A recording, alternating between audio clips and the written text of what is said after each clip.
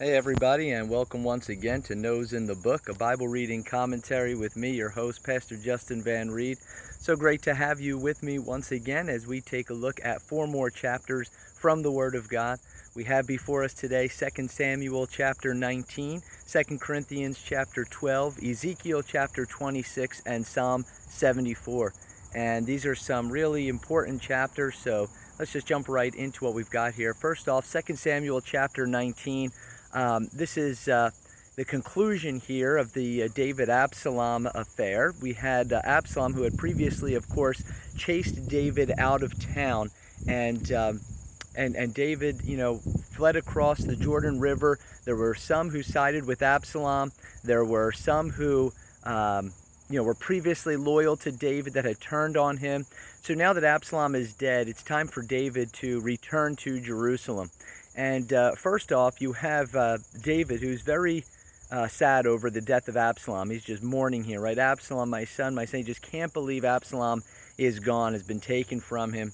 And Joab comes to him. And remember, Joab was powerful general for David, and he's having none of this, right? He's like, your people, like all of your soldiers just fought this hard battle for you, and now here you go just mourning over Absalom, who drove us away and brought this enemy against us, brought this army against us. The morale of your people is going to go down. And so finally David goes out and he thanks all of the people for being loyal to him. And then it's time to return to Jerusalem, to cross back over the Jordan River. And as he does, he comes across several different people here. First off, we have Shimei. And remember that Shimei had mocked David, right? Was laughing and throwing rocks and just calling him all kinds of names as David was fleeing from Absalom, right? Shimei saw that as justice for what David had done to the house of Saul. Well, now here comes David back, Absalom having lost, and Shimei is begging. He falls at David's feet, begging for forgiveness. And of course, again, the sons of Zeruiah, they think, let's put this guy to death, right? They're always wanting to kill, but David's having none of it, right? He says, no. The Lord has given us victory here. This is not a time for more killing. And so Shimei is actually forgiven here. Just incredible to see the way that David here acts out and practices what we read about in the New Testament, of what it looks like to be a follower of God and to trust the Lord to deal with people, but for us to be loving and compassionate and forgiving, and even when wronged. And so this is David here practicing a love for enemies and a forgiveness of his enemies. But then you also have here Mephibosheth versus Ziba. Remember that Ziba was the caretaker for Mephibosheth. Previously, Mephibosheth stayed behind, right? Ziba said, he's basically loyal to Absalom. And so David comes, he's like, Mephibosheth, what's going on? I've been so good to you. And, Mephibosheth says, oh, no. Ziba's the liar, right? I was the one who was loyal to you. And so, but Mephibosheth obviously couldn't just go with David on his own because of his handicap. And so David here, not sure who to trust, really, it seems like, between Mephibosheth and Ziba, just divides their land between the two of them. Barzillai, who is a loyal friend of David on the far side of the Jordan, had helped him out during this period. David wants him to come with him, but Barzillai says, no, I'm going to stay here.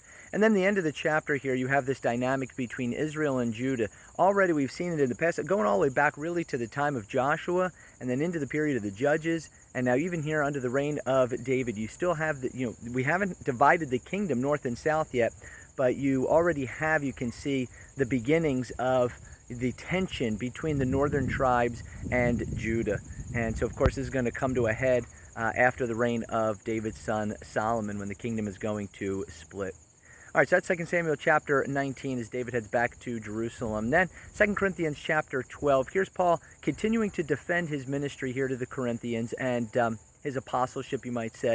And he talks here about this vision that he had. And I do believe that it's Paul who had this vision, that he's, not trying to be boastful or proud. And so that's why he puts it in the third person the way he does, but then still says, that God is the one who gave him these revelations, right? So it's clear that it's Paul who is, God has given certain, abilities to see things and visions and dreams and things like this. And we see this even in the book of Acts. So it's really not surprising the way that the Lord, appears to him and speaks to him and leads him.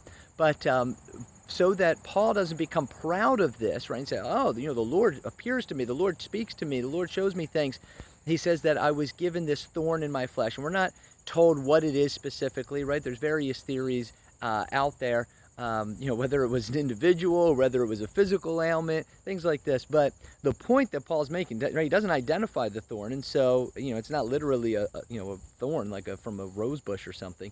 So it's he's using that to really hide what it was, and probably intentionally. And the Spirit of God doesn't intend to tell us, but he has this thorn in his flesh. Whatever it is, it's bothersome to him, so that he's asking the Lord to take it away. Right? He says that 3 times he prayed, and God just says, "My grace is sufficient for you." And so Paul makes the point here that God's power is made perfect in Paul's weakness, so that he'd rather boast in his weakness, because when he's weak, then he's strong, because it's a reliance upon the Lord, a trust in the Lord, and it shows that everything is by the power of God, something that he's been making the point of and arguing, going all the way back to chapter 4, when he talked about having these everything that we have in these jars of clay. All right, then we move to Ezekiel chapter 26 here. Oh, one more thing in 2 Corinthians 12. The second half of the chapter here, Paul's, after making, this whole discussion here about his defense, tells him he's coming to visit them. And, he's really concerned about this visit. It sounds like he wants to see that they have, in fact, repented. They have, in fact, they do side with Paul here. They are trusting Paul and listening to Paul, because, previously there had been so much tension there between them. And so he does tell them that he's coming. All right, Ezekiel chapter 26. And this is a, really historically significant chapter. It's about the city of Tyre. And as you read it, you might think, so what? Well, the so what is that Tyre was a very important city along the coast, northern Israel coast, in those days. And so fortified was this city that nobody thought it could ever be conquered. In fact, there was really 2 parts to the city. There was a main land part of the city, and then there was an island. And the real center of the city was on this island off the coast. And because of this fortified island, it was really hard to take, in those days, to capture it. And yet here is Ezekiel from the mouth of the Lord being told that Tyre is going to fall. And not only is it going to fall, but it's going to be just utterly destroyed. That the Babylonians are going to come against it, but that other nations are as well. And that Tyre is going to become just a heap of rubble. And to Ezekiel's contemporaries, this would have been like crazy. That this cannot happen. This will not happen.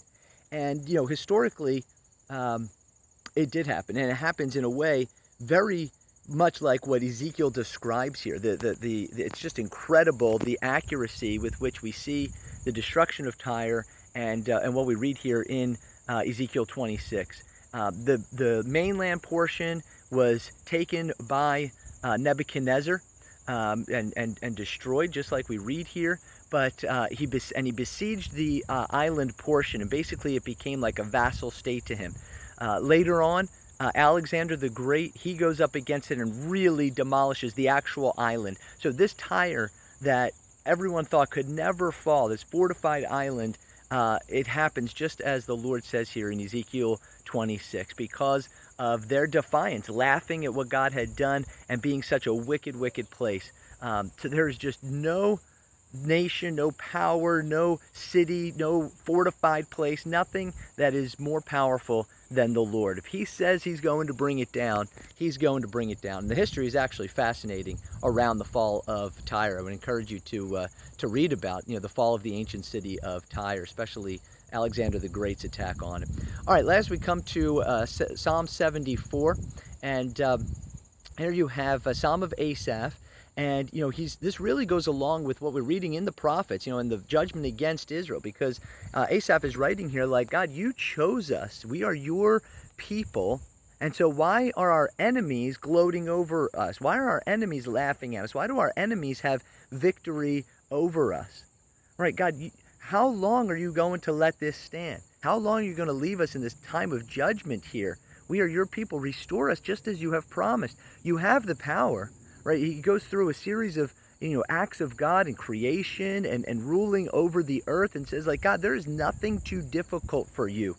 So for how long are your people going to be in this state? How long are your people going to be? We're exiled. Our city has been destroyed. Jerusalem, the temple, it's all been torn down. So he's writing from this point of view of the exile and saying, how long is this going to be the case, Lord? Restore us, God. Be faithful to your people and to your word, to your promises that you have made through your prophets, because now we have no prophets. We have no city. Everything is just bad. How long? All right, so that's the 4 chapters for today: 2 Samuel 19, 2 Corinthians chapter 12, Ezekiel 26, and Psalm 74. Thanks for being with me over these last few minutes. Hope you enjoy your time in the Lord's Word today. Until next time, keep your eyes on the Lord and your nose in the book. We'll see you again soon.